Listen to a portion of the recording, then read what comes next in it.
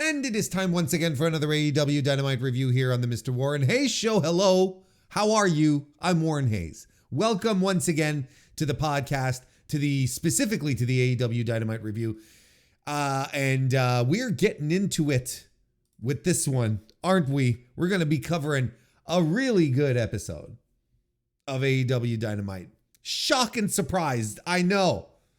You know, the thing that I've been clamoring for such a long time is happening. We're getting another Continental Classic. And on top of that, well, not on top of that, but what that effectively means is that we're getting a show which is packed with some good pro wrestling.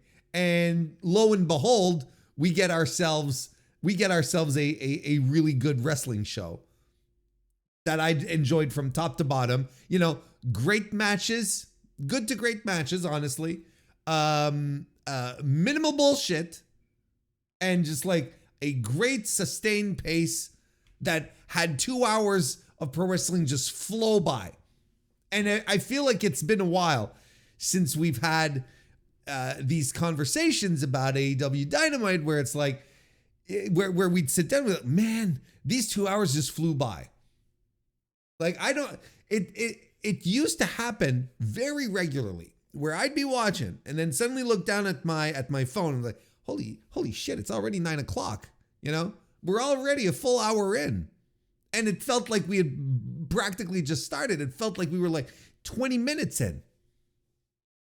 And last night was one of these shows, was one of these classic feels that you'd get watching Dynamite when it was at its peak. You're like, hey, hot damn. And this is the thing, you know, I don't want to harp on this too much, but this is the thing that ultimately frustrates people like myself, where it's like, this could be Dynamite every week. Like right now we are going to get this stretch of great Dynamites and collisions with, you know, by extension, but we're talking specifically about Dynamite here. We're going to get this stretch of really great Dynamites, but all encapsulated in the context of the Continental Classic. And then once that's done, well, what are we reverting back to? Is this like the seasonal, you know, prize that AEW just hands over to hardcore fans, like wrestling fans like myself? Is that the thing? And then the rest of the year, it's just like, well, back to whatever we're doing, back to sports entertainment light, you know? Because I thought this was a good episode. There's not much to quibble on. There, like I said, you know, the bullshit that happened is minimal. So all we have is really just to sit around and just enjoy it. So and this to me is what Dynamite could and should be every week. It should be like this every single time. But for some reason, for some reason it's not. Or reasons. It's probably there's probably a little plural in this. But like, you know, again, I don't want to bark up that tree too much. I'm sure if you're a regular listening to the Dynamite reviews, you know how I feel about that. How I feel about the oftentimes the creative directions that AEW gets itself into. But like, this serves once again as a reminder, just like Full Gear did this past weekend. If you are once AEW lets its wrestlers be wrestlers and just focus on what they do best, which is wrestling, right? This is the place where the best wrestle, I am told.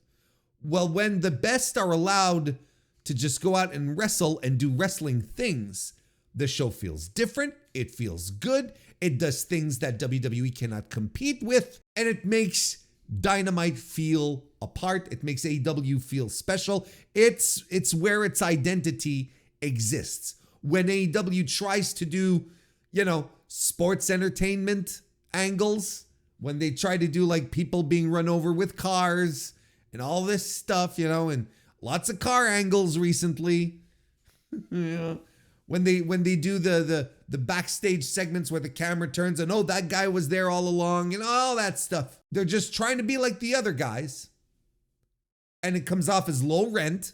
It comes off as second rate because the other guys are the best at what they do when it comes to the sports entertainment. They're just the best at it. So whatever you do on the side, you're just going to end up looking like a facsimile of the other dudes, and it's not going to be great. It never comes across as something really original and tremendous. It's more going to be like, oh, they're trying so hard, right? And we've been saying this here on this show for years at this point. AEW differentiates itself and transcends anything the other company can do the minute that they focus on wrestling and letting their wrestlers do the wrestling. Because that is one area that WWE could compete in. Because it's not as if they have a bunch of schlubs on their talent roster. They've got some fantastic pro wrestlers over there, but they will never break the house style to do what AEW does. Because look, if WWE delivered on the pro wrestling front, there would be probably no need for any competition. But it doesn't. It's something else. It is sports entertainment first, wrestling tertiary. It's like all the way down the line. And I wish AEW would realize that this is where its success lies. That's why people buzz about shows like Full Gear or like Revolution this year. It's not because of the well-crafted moments in which, the lights go down and then the lights come back up and then the Undertaker is standing behind someone and, oh, what a great moment. It's not that stuff. Those are the other guys who are very good at that. What AEW does and that WWE cannot touch them on, it's the quality of matches.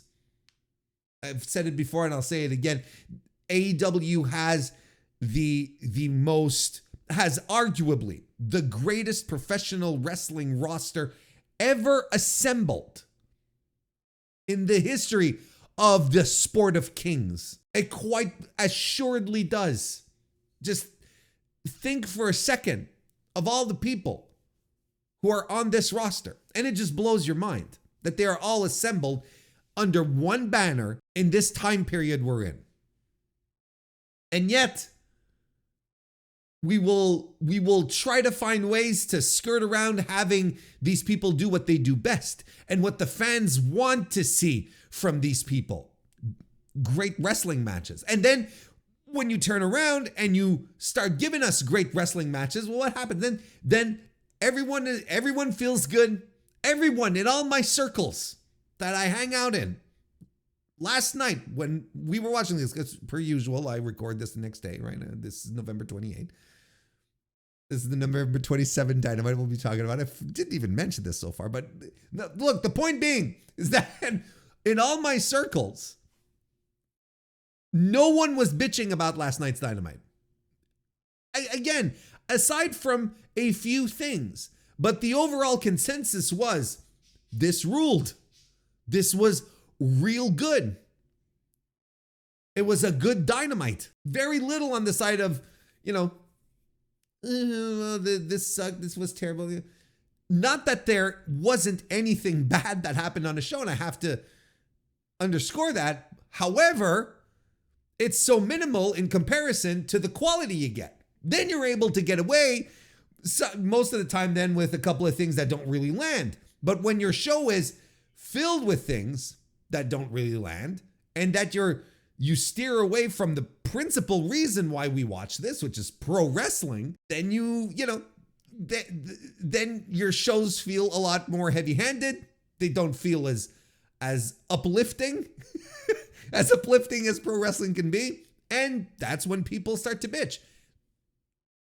there was practically no reason to get upset last night. And I haven't seen anyone say, yeah, this was a so-so episode. No, everyone was enthusiastic about it. Lo and behold, it's C2 season. It's, sports presentation season, sports-based presentation season. And then you have the tournament for the women on the side. Look, we might as well just get into it at this point, as I'm starting to feel the urge to get into some details here.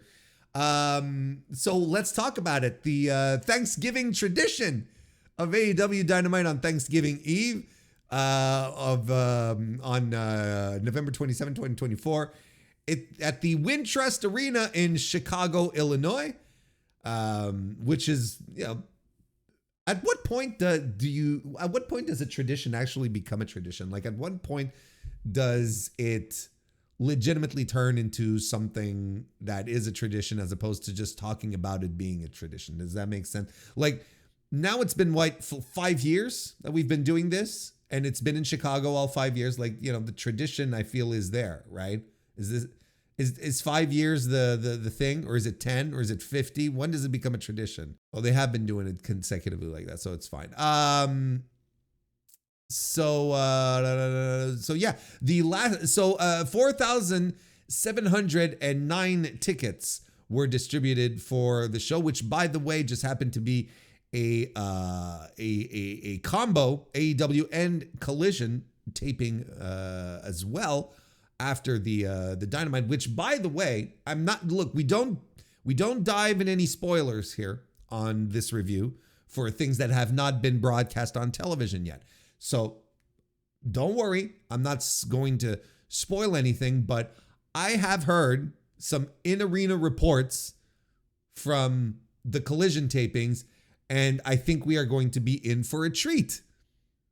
From what I understand, I heard the matches were quite good, but then again, I'm steering away from the spoilers, and there is also a little fun little appearance. Look, I'm already going too far. Okay, I'm just keeping it as such.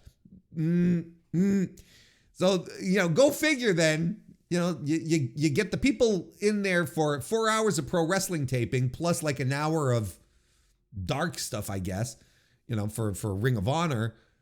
And people are excited about it, and they still feel good, and they stay till the end of the show, and there you go. There you go.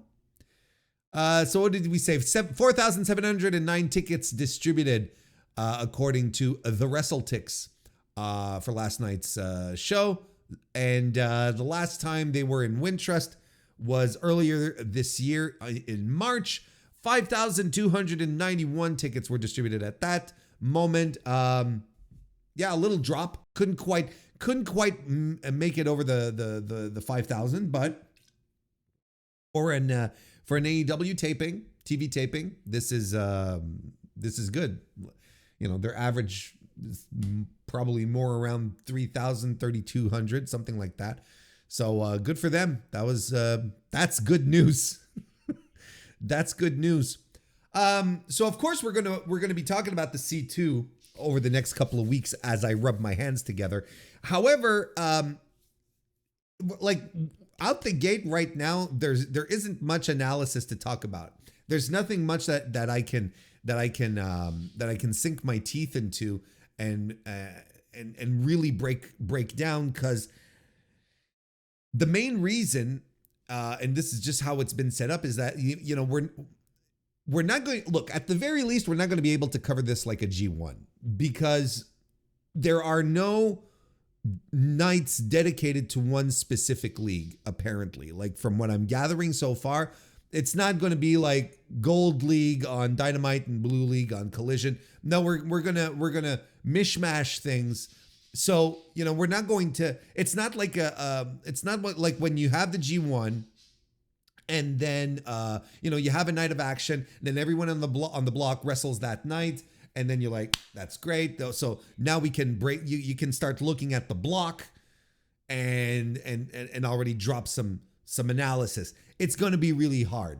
It's going to be hard to do, at least in that aspect, especially since we don't know what the field is. Well, no, sorry, we do know what the field is, especially regarding the fact that we don't know what the schedule is. Like outside of knowing when the tapings and when the collisions and dynamites are happening live and being taped and so on and so forth. Outside of that, we don't know when we don't know who's wrestling when, where, or who's wrestling who, when, and where. There you go. Good job, Warren.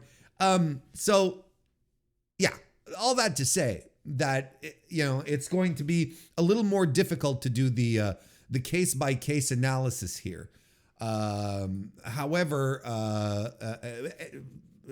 so far, right, we know this right now is that Claudio Castagnoli and Brody King are both at the top of Blue League with 3 points.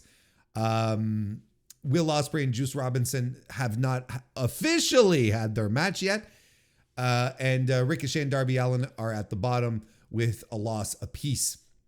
And as far as the Blue League goes, well, Shelton Benjamin has 3 points. He's at the top. Mark Briscoe has a loss. He's at 0. And aside from that, no one else in Blue League has had a match yet. So, you see what I mean? Like we don't have that same kind of juice. It's not going to be the same, but we'll do our best, right? We'll do our best to provide as good analysis as we can moving forward. One thing that we did learn about the Continental Classic that we didn't know, that we did not know, is that the semifinals are not going to be the same as last year. They are going with the suggestion that everyone said they should do, which is to have the winner of one block face the runner-up of the other block. So we're going to get gold 1 versus blue 2 and blue 1 versus gold 2, which makes a lot more sense. It's an extra fresh match. You're not rerunning a match from within the block. That to me makes a lot more sense. It also does imply that your finals could be from guys within the same block. You could have gold 1 and gold 2 win their matches and move on. So there is that possibility as well. But I like this better. I like this better because it had the potential for it just extends the potential for fresher matches within the scope of the tournament, right? Because last year you had to rehash at least a match. They did do the three-way thing. This is all considering that they don't do the three-way thing again this year, which I really hope they don't, because I think it goes against the spirit of this type of tournament, that's supposed to be sports-based, that's supposed to be interference-free, no bullshit, That's ultimately the clarion call of the Continental Classic. It's the no bullshit North American pro wrestling tournament, right? I think that's the that's the thing. So I'm looking forward to what they're how this is all going to turn out. But there's no but. What did I say? But, and the finals and the semifinals are happening at World's End.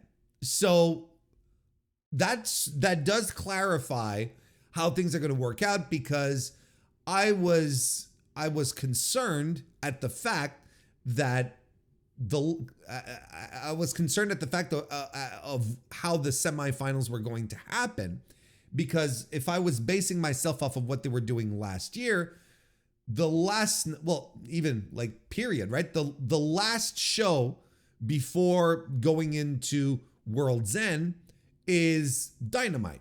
But this year's Dynamite before World's End is being taped at Hammerstein in a couple of weeks. It's the strip where they're doing Final Battle on the Friday, they're doing Collision on the Saturday, and then Sunday they're doing a special taping of Dynamite. So I was like, okay, so the semifinals are going to be taped.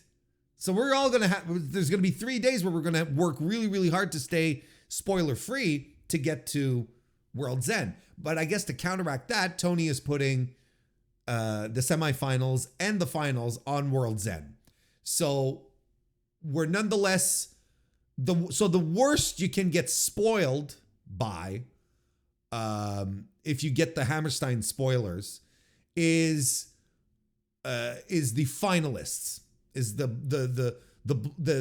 block winner and the block runner-up for both leagues. Sorry, I keep saying blocks. I'm sorry. I got to get my G1 reflexes out of me. So you're going to get the winner and the runner-up of both leagues. That's going to be the spoiler. But you're not going to be spoiled for the finals of the C2 because they're all going to be happening at World's End. And the commentary said it themselves. They're going to have to, whoever's in this is going to have to work double duty on that Saturday. So they're going to do their semifinal matches and then quite possibly the main event or maybe the co-main event, because we know what the main event is going to be at this point, right? I think it's, we've been talking about it for a couple of weeks and I was spot on, and it had been rumored regardless, but this is pretty much what's happening. We're getting the 4-way for the world title with Moxley, Adam Page, Jay White, and who am I forgetting? Who's the fourth person? I'm forgetting who the fourth person is. Christian Cage, of course. I just completely, you draw complete and utter blank and you feel stupid. Does that ever happen to you when you just you blank out on an information that you know, that you know, you're like, I should know this. I completely know it. And then when you realize what it is, then you feel dumb. Now, this might be just like I'm saying, I'm asking as if, hey, relatable folks, but it also could be just something, well, Warren, you're just really old. That could also be the point. That could also be a fact as well. A major, not only a fact, but a factor into what just happened. So yeah, going back to the point, so we're going to have the 4-way, which potentially could be the main event, But I think there would be a fair argument to say that the finals of the Continental Classic could be the main event as well. I'm not as interested in 4-ways as main events for pay-per-views or for titles in general. So to me, there's already a rather substantial scope of interest that's been dissolved from that announcement. Well, they didn't announce it, but from that possibility. So a 4-way for the World Championship, I couldn't care less about. So if they want to put it, before, if they want to put it on second to last, I don't have an issue with it. I really don't. And by knowing this as well, by knowing how they're going to do the finals now, I got to tell you, my predictions are I've switched them up a little bit. Because if we're doing block winners versus the opposite blocks runners up, then to me, this changes the dynamic. Now I think we have a better argument to have Kazuchika Okada in the finals. Because to me, the match that you absolutely want to revisit is Kyle Fletcher and Will Ospreay. But then we'll likely get Kyle Fletcher and Will Ospreay, I would assume, in the semis. Because then you can have Okada move forward, beat whoever's runner up in Gold League, and Okada makes it to the finals. And then look, I still maintain Will Ospreay's the guy you have to beat. This is Will Ospreay's tournament to win. Yeah, they're really leaning into the prestigious part of the C2 this year, right?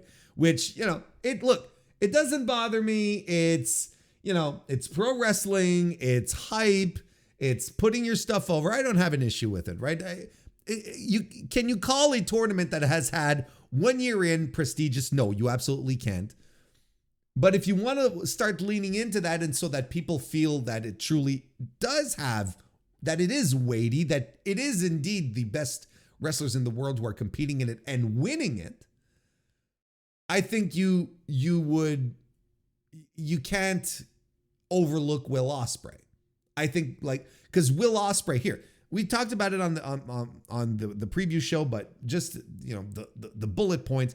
Will Ospreay is I think inarguably the greatest pro wrestler on planet Earth right now. He is one of the hottest commodities in AEW. I think they need to warm him up for some big time feuds. They need to keep him, in a mix for title pictures and prestigious stuff. What better way than to have him come in and win the thing, especially off of Kazuchika Okada, former rival, former friends, became rivals. They've had some fantastic scraps over in New Japan. So I think there's absolutely something here that you need to capitalize on, which is having Will Ospreay win. So it doesn't change my perspective as to who should win the tournament, but getting there, I had predicted Will Ospreay and Kyle Fletcher in the finals. But you can do Will Ospreay and Kyle Fletcher in the semis, and then have Fletcher and then have Ospreay and Okada go at it in the finals, which will be tremendous. Personally, to me, I think that's the best. That's the best outright scenario. So looking forward, I guess right now, because again, there's not much analysis, there's not much to break down as far as the leagues go. We're way too early in, and like I said, it's going to be a little more complicated. But as it stands right now, this is what we have set up for the next. This is what we have coming up that we know that's confirmed. Some, like we said, the collision matches have been taped, so they're in the can. So we're, I'm not spoiling anything, and I'm not spoiling anything. But this is what we have coming up for the C2. We've got Will Ospreay versus Juice Robinson. We're also going to have, this is going to be on Collision. So in the Gold League, Will Ospreay versus Juice Robinson. We're going to have Kyle Fletcher from the Blue League and the Beast Mortos going at it. And Kazuchika Okada versus Daniel Garcia. This is all happening on this week's Collision on November 30. And then we already know next week, next Dynamite for the Gold League, Claudio Castagnoli and Brody King is in the bag. So great stuff to look forward to. I'm excited for it. Hope you are too. But now we are going to break down this episode of Dynamite per se, which starts off with the November rain, with more November rain, I should say. I think this is it's been updated again. It's been updated with the Full Gear results, right? This is like the fourth edit, I think, of the November rain video. I believe so. So Tony got his money's worth. I guess, I don't know. Couldn't tell you. But I think it was nice. And I think it worked really well with the results of Full Gear, right? There were, Daniel Garcia winning, obviously a feel-good moment, but there's a lot of stuff that happened on the show that was more like, maybe it does feel a little that you're out in the cold November rain, right? Then after that we get a video package about the Continental Classic, and then another one about Darby Allin going after the Death Riders. In as far as Darby Allin goes, and I just want to make sure we're all clear on this, because again, we've talked about it on stream a bit. We've talked about it on the Continental Classic preview show, so I don't know if you're all privy with that, but we all have to realize, right? Hopefully we've all got our glasses on and we understand what's going on here. Darby Allin is being set up to be a world champion in this company, right? I hope we understand that. Don't worry that he loses his matches. He's in the midst of the Death Riders feud. He's one of the centerpieces. Even while Orange Cassidy was like having the direct feud with Mox, Darby was still mucking around and doing, trying to take out the Death Riders and, went after Claudio and whatnot. Like, there's some really good booking happening on it, and it's sneaky. We are going to see Darby Allin become world champion sooner than later. I don't know yet if he's the guy. I'm not looking to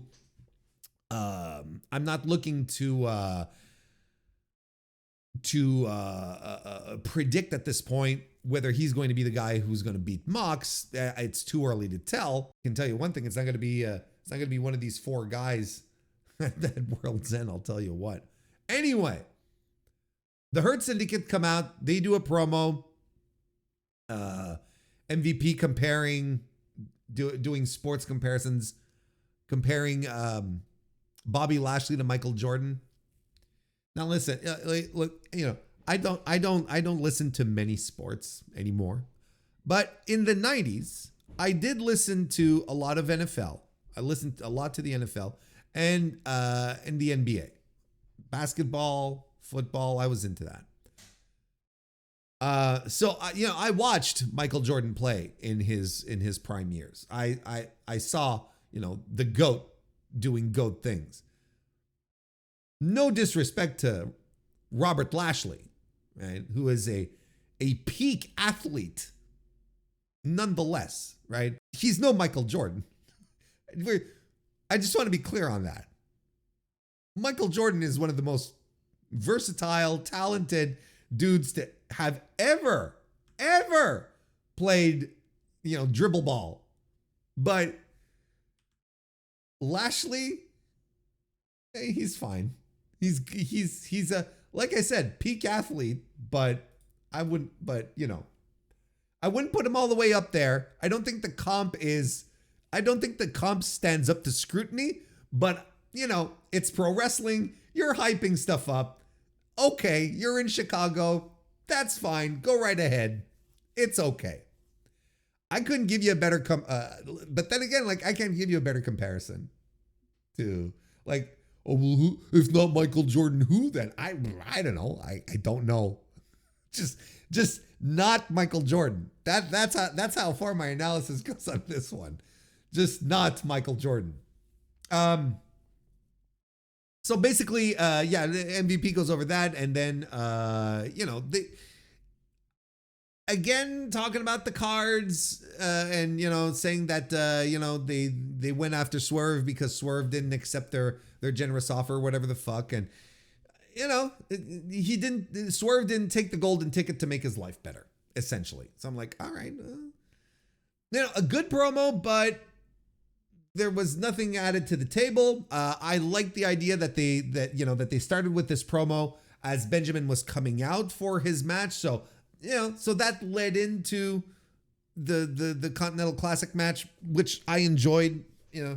I like this kind of these types of transitions, but you can't say it's a bad promo because I think MVP is, he's one of the untouchables at this point. He's tremendous every time, but as far as adding things, moving things forward, I don't know. It was kind of, I feel like we'd heard this promo already. But hey, that led us to Shelton Benjamin defeating Mark Briscoe in the inaugural, the kickoff match of the 2024 Continental Classic. And this match, I thought it ruled. I thought it was tremendous and physical, a big physical match where Briscoe gets a lot of offense in, gets some froggy bows in, and meanwhile Shelton Benjamin is throwing him around. Great pair of release German throws by Shelton in this one, just tremendous stuff. Mark is just bumping everywhere. You tell this guy, go to work, just do what you do best, and then Mark Briscoe is like, okay, here we go. And he just goes 110% all the time. And eventually Shelton gets the big win with the belly-to-belly exploder type thing. Belly-to-belly exploder suplex. I'm not quite sure. Just fantastic stuff, right? Just tremendous stuff. It was fantastic. I give this match 3 3/4 stars, and Shelton Benjamin is on the board with 3 points with this win. We come back from commercial, and Tony Schiavone welcomes Mercedes Moné along with Camille, and she said, there's a lot of match of the year talk around my match with Chris Statlander, and she puts over Chris for being for being great, but she is the greatest TBS champion of all time. And then she goes to start blaming Camille, and she comes to actually fire Camille, but Camille grabs the microphone, and I'm like, oh my God, don't let Camille talk. I love Camille. I vouched for her multiple times in multiple scenarios. I think she's great, but not when it comes to talking. That's when you go, no, stop. This is not, that's how you destroy someone's aura. But no, she grabs the mic and she basically says, oh, you can't fire me, I quit. And then Mercedes just stands there doing dopey faces. That's all right. It's fine. Like I said, like there's so much minimal bullshit on the show, and this is fine. Boy, did they really decided to jettison this Camille Mercedes thing, right? They just like push the eject button so quick, and I still think it was a good idea, right? I still think it was a very good idea to have her have a heater. You know, we all did the same comparison. It's the Shawn Michaels Diesel thing, right? And honestly, I thought I thought it was a good pairing. I think he could have extracted some juice out of this. Does this mean that Camille is going to be, is going to be the challenger of the month? I don't know. But then you know what? Someone brought this. I can't remember. I'm sorry again. I'm just a complete and utter fool. But someone pulls up the idea, and I gotta tell you, I like the idea that maybe instead of having a heater, maybe Mercedes gets the Renegade Twins to come and second her. I'm like, and I don't hate that idea. And in fact, I kind of like it because I think Mercedes benefits from having a crew around her. No pun intended. But I'm like, who could it be? And then it's like Renegade Twins. I'm like, oh geez, that is actually a really good idea. That would work so well. Right? You just have a couple of, rugged badasses and there'd be a nice contrast between Mercedes and the two as well, and the twins. I'm like, okay, I don't hate this idea. I've come around on the Renegade Twins, whereas a couple of years ago, I thought it was like, oh boy, there's a lot of work here that still needs to be done. But they've done the work, and I've come around on them. I think I think they should have a spot in AEW. I think you have to stop mucking around with these girls and give them something to do. I think they're very good. We get a recap of Big Boom AJ, the Costco guy's victory over QT Marshall, and all signs point to this guy coming back at some point, right? They even said, they even wished him well to heal his foot, and all of that. He's coming back. I think the media attention made a lot of people really happy in the company. Look, my thoughts are clear on it. Good match, but I don't know what the return on investment is. Anywho, that led us to our Ring of Honor World Championship match where Chris Jericho successfully retained his title against Tomohiro Ishii. Look, I'm a simple man. I don't need, when it comes to the pro wrestling, there's certain things that you're gonna get at me you're going to get me really, really easily. And having two guys just beat the piss out of each other, slapping the shit out of each other on the chest, right in the face. Me sitting there wondering about concussion protocols. That's the kind of thing that gets me going. That's how you can get me hype. I mean, this was, look, they just beat the hell out of each other. Excuse me. Not just with chops on the chest, like Tomohiro Ishii's face, one side of his face was completely red, blistering red, because of all the fucking slaps that they were trading each other. And everyone was bleeding hard way. This is the kind of stuff that I'm into. This is the kind of stuff that I'm like, yes, let's go. And it was different from everything else on the show. That's also the thing. There's not another match on this show that resembled the vibe or the energy from this, right? And you know, they do a bunch. There are some moves, there's the superplex, and Jericho does a lion salt, and he's trying to beat Ishii with the Judas effect, and it's not quite working out. And he's bleeding from the mouth. I think that might have been a packet, right? Because there's at some point Jericho's on the floor, and he's got like his cheek is like super swelled up, and I'm like, what the fuck happened? Like, I know they were like, did he eat an elbow and then suddenly like his cheek, like he had the fucking mumps. It was just like just blew up. That might have been the packet in his mouth. I think, but I also think that he bled a little hard way as well. Ishii, I'm sure, like, got his nose broken.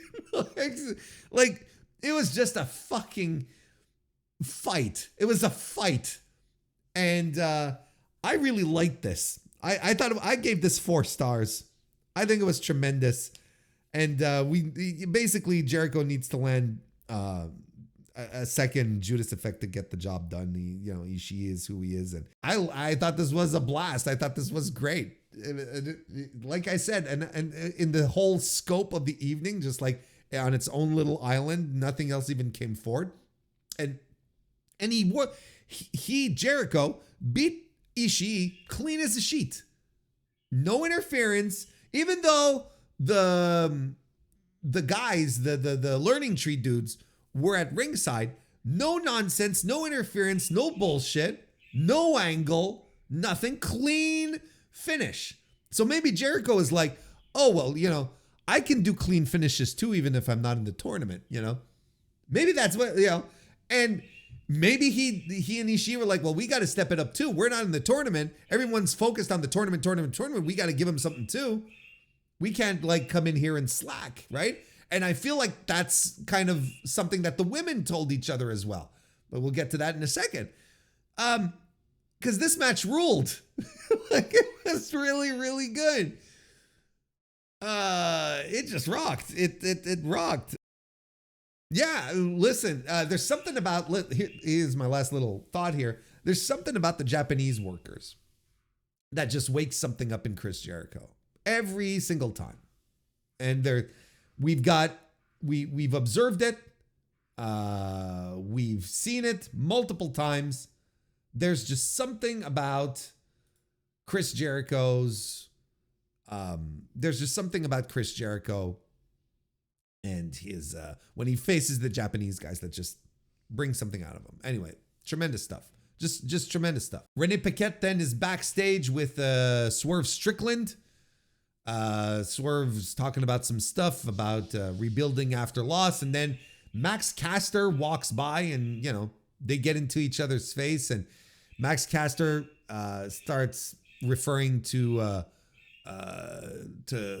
riffs about fires and house fires, and that triggers Swerve to beat the shit out of him, much to the joy of everyone watching. And Swerve is like, so basically what we're doing here is, Swerve is trying to keep it together, trying to, I'm a cool customer, we're rebuilding, but he's still pissed at the loss, and the Hangman thing still triggers him, So we still have we still have this little nugget here that was planted. Do you plant nuggets? Let's call it a seed if we're going to use the plant analogy. We'll call it a seed because you don't plant nuggets. You plant seeds. So there's another little seed that's added here to this burgeoning garden of, which is the feud between Swerve and Hangman. Like there's something else. Like I legitimately hope that these two guys never, ever, ever work together, be on the same side, much less like reconcile. Like the deepness of their hatred has to carry over their entire career, whether they stay in AEW or if they meet, elsewhere, like, it's pro wrestling, things can happen. Or, their paths diverge and they go to other promotions and they keep that alive. That to me would be, something that would have been unheard of for so many years. And I kind of fear sometimes this idea that Swerve, especially in the Death Rider situation, right? Like, let's say there's another team AEW that gets assembled to fight off the Death Riders, and maybe, Hangman is more of a babyface at that point. And do Swerve and Hangman get on the same side, right? Will they be able to overlook their differences to fight the Death Riders? And I hope the answer is no. I hope the answer is no. Like, if Hangman is on the team, I hope, Swerve is like, listen, I'd love to help you guys out, but I ain't working with this asshole. Or Hangman is like, well, look, you want to bring Swerve in, I quit. I'm off the team. Like that. And that's good. Like, that's fun stuff. Those are layers that we're just not used to seeing in pro wrestling anymore. Because it's like, oh, well, now we're friends. We're shaking each other's hands because we're baby faces and we're high-fiving each other. They can still both be baby faces and hate the shit out of each other, right? I really do hope that nothing ever changes with these two.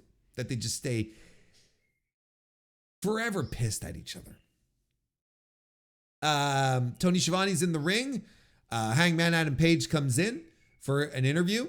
He talks about what happened at Full Gear. And then he justifies what he did with Christian Cage as something they had planned. And I don't remember them planning anything. Was there a moment where Hanger and Christian Cage sort of like, hey, let's go talk some business? Or like, I don't quite remember. So it would have been something that happened off camera kind of thing, And, it is what it is, but it feels, that feels a little shoehorned. That feels a little, that doesn't feel, appropriate, right? So Jay White comes in, he basically challenges Hangman to another match. He said, because we're all talking about world titles, and Jay White is like, well, listen, you lost that, do you want to do this again? If you want to, because if anyone wants to go after a world title, it should be me. And he challenges him, he says, we could do this right here, right now. But then Pac attacks and goes after Jay White, starts throwing him around on the floor while Wheeler Yuta chop blocks Page in the ring. And then the rest of the crew comes out. Marina Shafir blasts Adam Page right in the cranium with the briefcase. John Moxley appears as White is sort of mounting a bit of a comeback, and he takes care of him. Shafir chokes him out in what actually looked like a really nice hug. It just looked like a nice hug. But whatever she did, Jay White is effectively dead. Like the way he was lying in the ring, like I believe he is effectively, he is no longer of this world. I think he has shed this mortal coil. He's gone, brother. he's dead. So yeah, a good little promo, an effective little segment. That, like I said, they're setting up the four-way for the World's End. This is how they're doing it. So, a good little kickoff segment to all of that. And this leads into Claudio Castagnoli's match. They're doing another Heyman special here. This leads into Claudio Castagnoli's C2 match against Ricochet, which I really liked as well. Here's another 3 3/4 star match. Look, the match, there is one match. There are no matches that I have rated under 3.5 stars. No matches under 3.5. That's tremendous. Like, let's go, right? That's what you call a great little evening of TV wrestling. When you've got quality matches like this. This was a lot of fun. I thought this was great. Claudio, catches Ricochet off of a moonsault off the apron and, drives him into the rail, so on and so forth. And Ricochet tries to fight back, but Claudio rejects a springboard, just like yanks the ropes to stay in control. There was a bit of a flub on a dive at some point during this match, which I was like, oh, that's unfortunate, where Ricochet dove onto Claudio, and I think Claudio was supposed to catch him or something. Look, there was clearly a miscommunication. Ricochet flies off the shoulders of Claudio at some point, does a Rana, followed by a Sasuke special and a lion salt. You're like, okay, Ricochet's doing cool Ricochet shit. That I'm into. Sharpshooter by Claudio. Ricochet reverses out of a Ricola bomb, I should say. And Claudio, then I like the finish here. I really like the finish. Claudio catches Ricochet on the rails, right? He crotches him, is what I mean. On the Ricochet, on the Ricochet, on the railing. And he heads back into the ring and he's like, all right, going for the count out win. What I tried to say.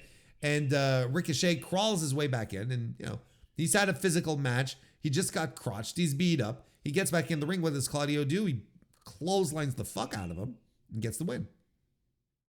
It's the finish to the Darby match, right? Where he did pretty much the same thing as Darby. It's like beat him up on the outside. The guy struggles his way to get back in. Whomp, you're dead.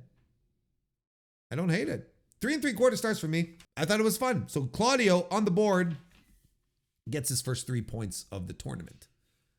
Renee Paquette is with Kyle Fletcher and Don Callis. And they're basically, doing a little hype segment. They're talking about, Don does some talking. Fletcher does a little bit of talking on, how great Kyle Fletcher is, and he beat Will Ospreay, etc., etc., etc. Yeah, you know the drill. Nothing out of the ordinary, nothing spectacular, but nothing bad. Just a good little promo. We get the Adam Cole segment of the night, which is essentially always the same fucking thing. He comes out with the Undisputed Kingdom, gets in the ring, starts getting hype about something, or he's like, oh, you're such a little bitch, Max. You're gonna have to fight me, and then someone interrupts him, and then puts him into introspection mode, into pensive mode, right? Where it's like, Kyle O'Reilly comes out and he's like, look, you fought Max. I want a shot at Max. And I'm like, why does he care so much? Is it because of all the friends? Like, I don't understand. I don't understand what Kyle's prerogative is in all of this. And Cole says he doesn't want his friends to fight his battles for him.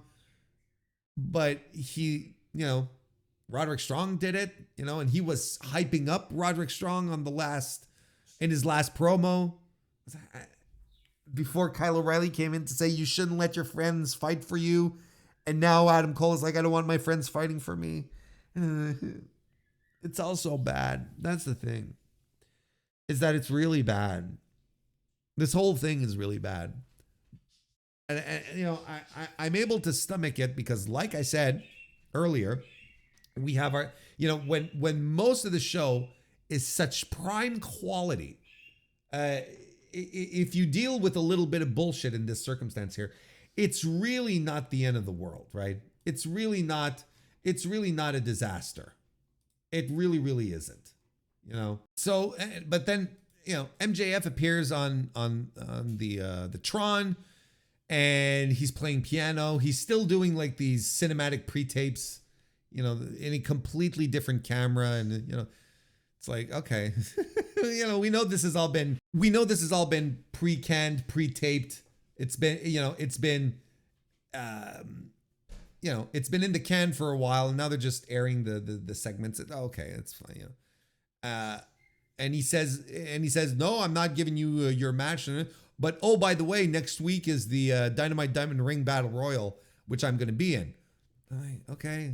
So then Adam Cole declares himself the first entrant. Then Kyle O'Reilly declares himself as the second entrant.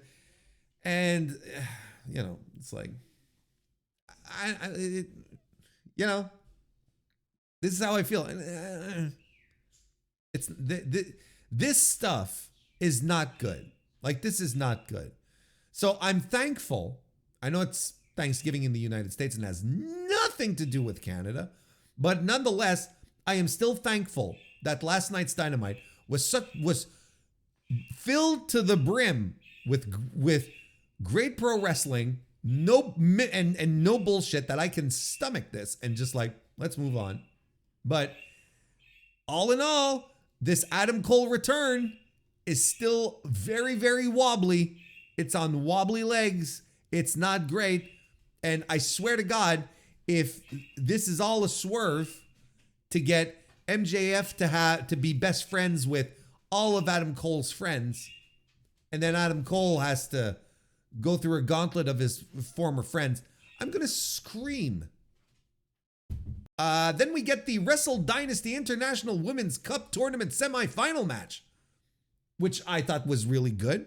I thought it was a lot of fun that they decided to do a little mini tournament within the tournament, right? And then Excalibur is like at the start of the show, so at the start of the show, he's able to say, "Oh, it's tournament season here in AEW." Hell yeah, it is.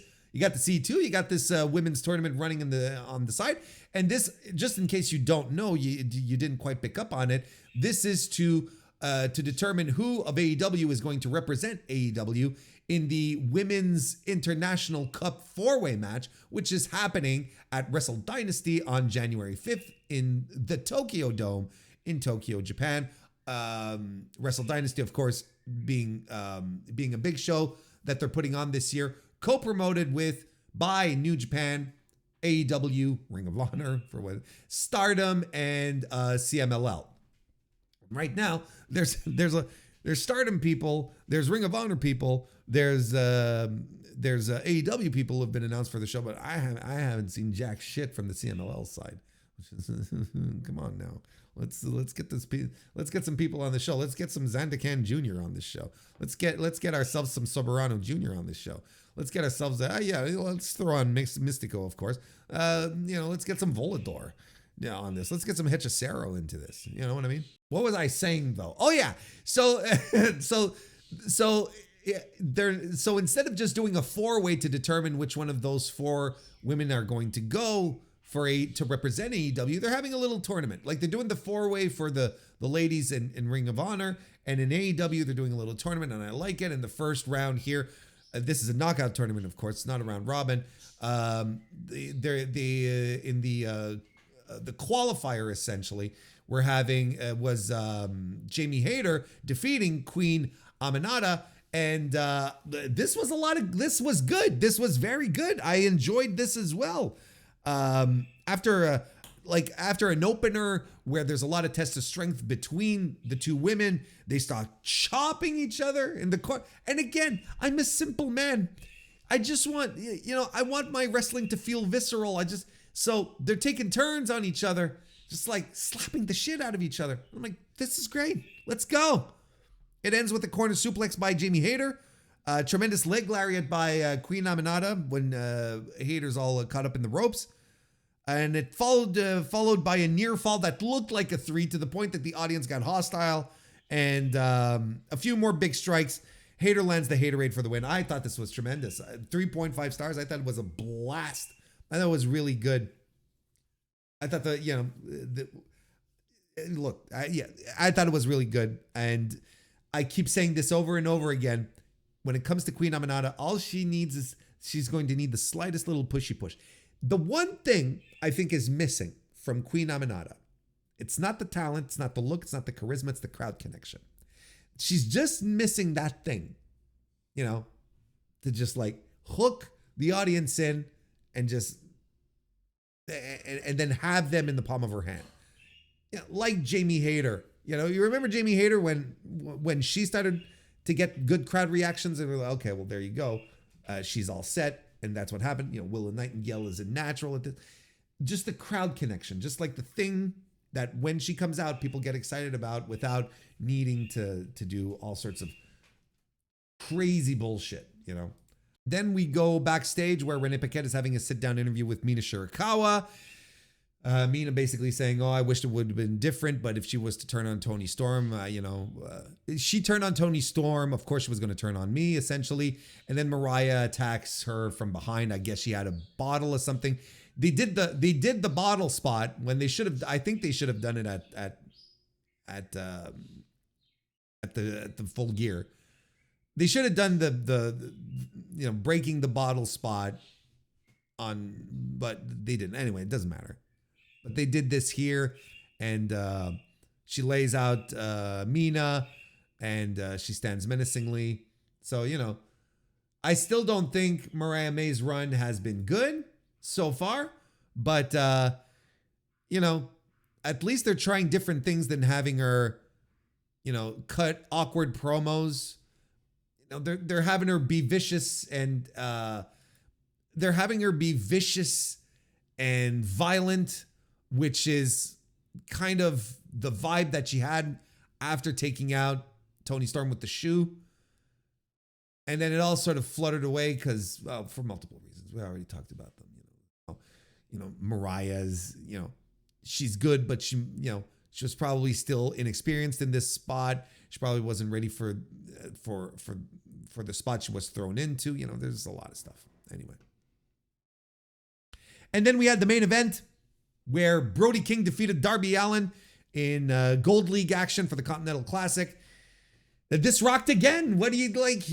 What do you expect out of a Brody King Darby Allin match if it not to rock? And it was an absolute blast again. You know, if you wanted to be nitpicky and like, well, Warren, what did you prefer? Did you prefer was it All Out? Was it the All Out match or the Wrestle Dream match, right? Was it a Wrestle Dream that they fought? Did you prefer the Wrestle Dream match or this one? Well, I think I prefer the Wrestle Dream one.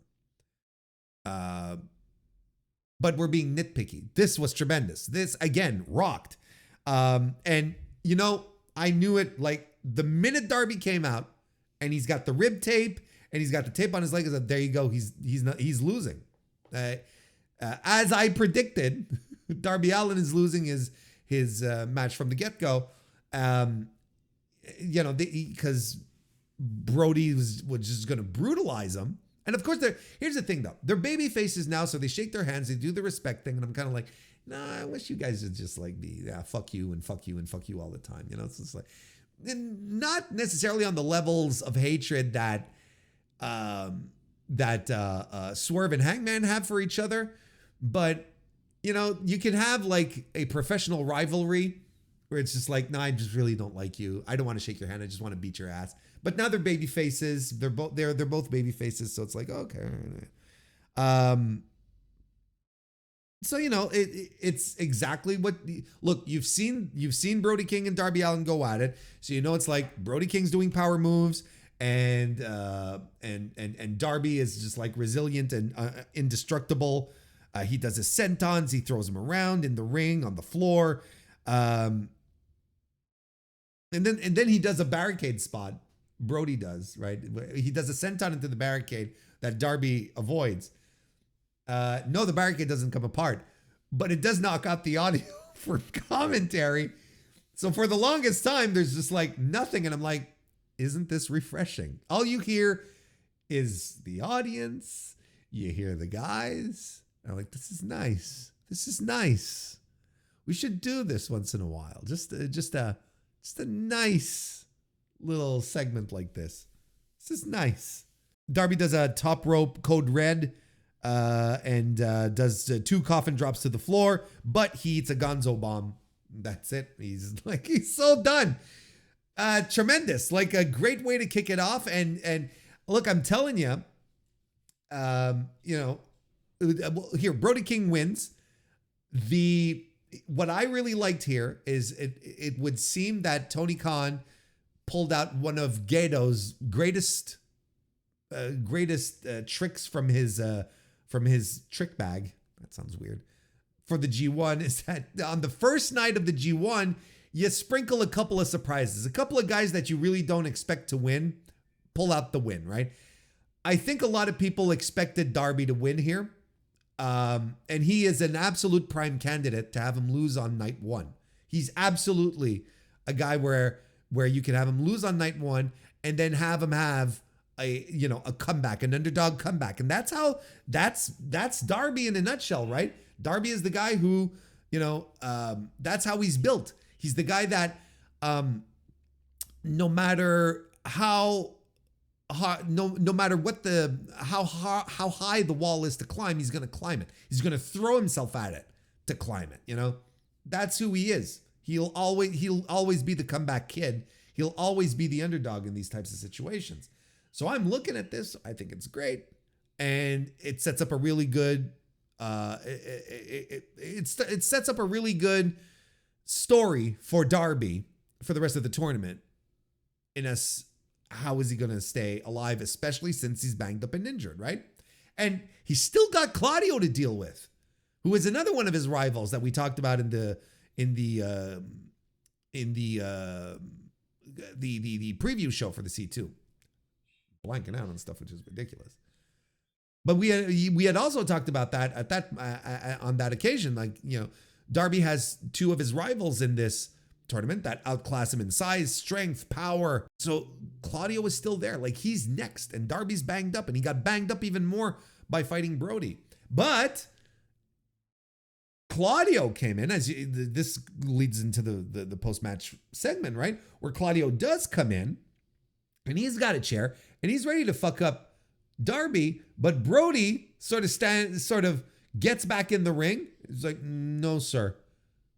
We're not. No, you're not. He's like, he's protecting his meal kind of thing. He's like, no. You will have Darby Allin when I'm finished with Darby Allin, and I am not finished with Darby Allin kind of thing. I kind of like that. I thought it was pretty fun. And Claudio ultimately, they had a stare down. Claudio just quietly slinked away. And that's when they announced that they were going to be, that was the next, that they were going to be their next match for Gold League next week on Dynamite. A really good Dynamite. What like, this is, again, I don't want to rehash the points from the top, but nonetheless, it's a really good Dynamite. It reminds us of how great Dynamite can be and should be. This is why we got excited for AEW in the first place. And I wish that this continues. I think the C2 is off to a great start, a better start than last year. Last year, the first night of the C2 was very mid, and a lot of us got worried. And then it took the second night over on Collision for the Blue League with Danielson and Kingston and so on to really get things cooking. Then, okay, we're good now. Now everyone came in understanding what the mission was, and we just had a tremendous night of pro wrestling. And then on top of that, Chris Jericho and Ishii over-delivered. They were like, well, we're not getting lost in the cold. And neither did the women. Jamie Hayter and Queen Aminata probably saw what was going on. It was like, nah, we're going to go out there and we're going to kick some ass too. Like, it's a good vibe then. Everyone's like, okay, we got to go out there. We got to kick some ass. There's no fucking pussyfooting around this. Let's just go. We're not, and then you can have your drama segment with Adam Cole and MJF and doing their stuff for like, but it's 5 minutes out of the entirety of the show. I can stomach this. It doesn't involve the world title. It's not a top tier program. It doesn't bother me half as much as the brochacho stuff does. So there you go. Good episode of Dynamite. Good start to the C2.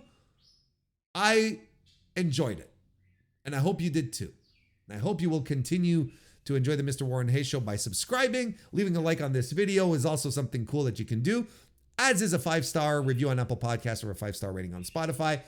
I will be back in a couple of days. I usually stream on Thursdays, but I'm not streaming today. If you're listening to this on the Thursday, I'm not streaming tonight. So, I'll probably be back on Monday. However, in the meantime, members of the Mr. Warren Hayes Show channel on YouTube will be getting my Survivor Series 2024 War Games thingy, the review of that show. They will be getting that this weekend before the rest of the world does. So consider hitting that join button here on the YouTube and becoming a member if you want to get some early access to that. In the meantime, I hope you all have a great rest of your week. If you are in the United States, I hope the thanks and the givings are plentiful. Go watch some Randy Orton and get back to me. Maybe with your uncles, your cousins, a couple of chatty aunts. I'll see you next time.